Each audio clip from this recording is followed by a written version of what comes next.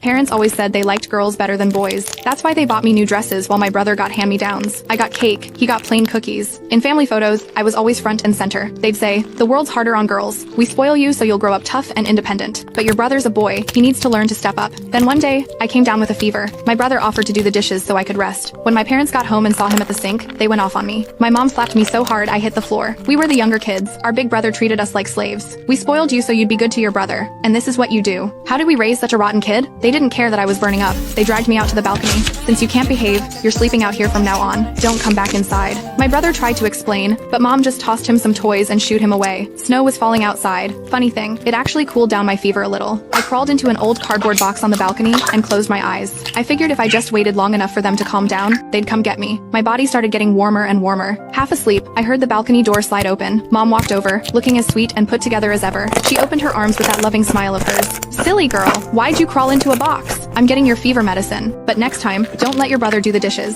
You're the girl, housework is your job." Tears filled my eyes. I reached out to her, promising over and over, "I know, Mom. My brother's gonna go to college. He just needs to focus on school. He doesn't have to clean. I won't do it again. I promise." I felt lighter somehow. When I opened my eyes, I was in the kitchen. Dad and my brother were on the couch. Dad scrolling on his phone, my brother playing with toys. Mom was tying on an apron, grumbling the whole time. Honestly, her tantrums are getting out of hand. Stella's getting lazier by the day. She doesn't even want to wash dishes. She'd rather make her brother do it. Dad jumped right in. She's just spoiled rotten. She thinks we'll always give in, so she does whatever she wants. Her little brother's still so young, and she wants him to do dishes? What a brat. That stung. I looked at Dad and said quietly, "I'm only half an hour older than him." But deep down, I still felt guilty. I guess Dad's right though. I'm the big sister. I should look out for him. My parents always said, "When you're wrong, you're wrong. No excuses." So I ran over to say sorry to my brother. He didn't even look at me, just kept coloring with crayons I'd never seen before. Dad stood nearby, praising him. "Hide those when you're done. Don't let your sneaky sister see them, or she'll take them. And that fancy backpack I got you, if she asks about it, just say a relative gave it to you. She's so greedy she'll definitely try to snag it." I just stood there, frozen. I'm 5 now. I get some things.